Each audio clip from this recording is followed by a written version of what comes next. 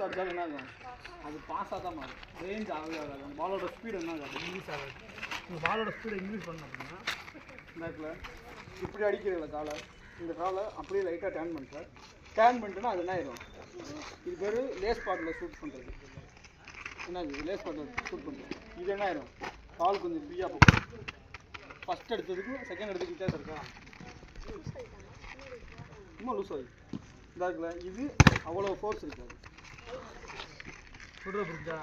நீங்கள் என்ன மிஸ்டேக் பண்ணுன்னா, இந்த முத்தமிழ் ஸ்ரீ என்ன இவங்களாம் என்ன வந்துக்குன்னா, பால் ரோடில் இருக்கும்போது காலை இங்கே வச்சுக்கிறீங்க, இந்த இங்கே வச்சுக்கிறீங்க, இவ்வளோ டிஸ்டன்ஸில் காலை வச்சுக்கிறீங்க. நான் இது எதுக்கு எது எனக்கு கிக்கிங் ஃபுட்டு ரைட், நான் கிக்கிங் ஃபுட்டு நான் கிக்கிங் பண்ண போகிறேன். சப்போஸ் நான் லெஃப்ட்டில் கிக் பண்ண போகிறேன் அப்படின்னா இங்கே வச்சு நான் கிக் பண்ணேன்னா என்னால் எப்படி கிக் பண்ண முடியும், பாலுக்கு இங்கே இருக்குது, என் காலுக்கு இங்கே இருக்குது, இங்கே வச்சு என்னால் கிக் பண்ணால் ஃபோர்ஸ் போகுமா, என் பாடி என்ன ஆகாது, கான்டாக்ட் வராது.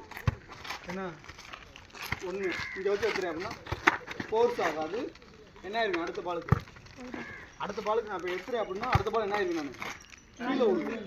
இப்போ இவன் ஸ்பீடாக இருக்கேன் அப்படின்னா என்ன பண்ணுவேன், நீ ஸ்பீடாக முன்னாடி மூவ் பண்ணிட்டேன், பால் எடுக்க முன்னாடி வரேன். இவன் என்ன தடுமாறி என்ன பண்ணுறேன், என் மேலே விழுங்க என்ன ஆகும், எங்கே விழுவேன், எங்கே விழுவேன், அந்த காலை காலை இப்படி போட்டு தான் நடப்பேன், எங்கே போட்டு எடுப்பேன், இப்படி தான் நடப்பேன். இப்படி விழுகுனா என்ன ஆகும், இந்த காலம் என்ன ஆகுது, இன்ஜுரி ஆகுது.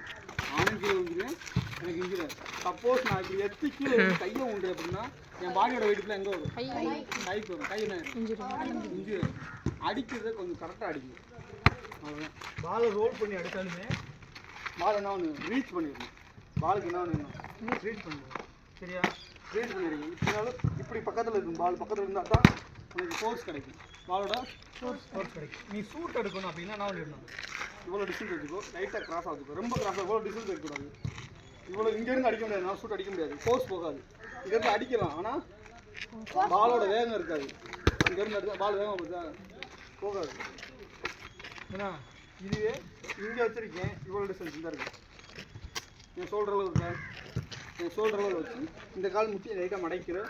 ஏன்னா காலை டேர்ன் பண்ணுங்க, ஃபோர்ஸ் எப்படி இருக்குது.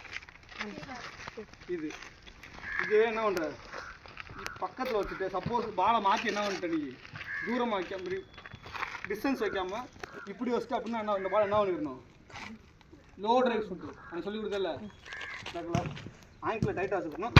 அப்படின்னா என்ன ஆயிடும், இதுக்கு அடுத்து என்ன ஆயிடும், கிக் எடுக்கிறேன், அடுத்து ஃபார்வர்ட் ஆக்ஷன்.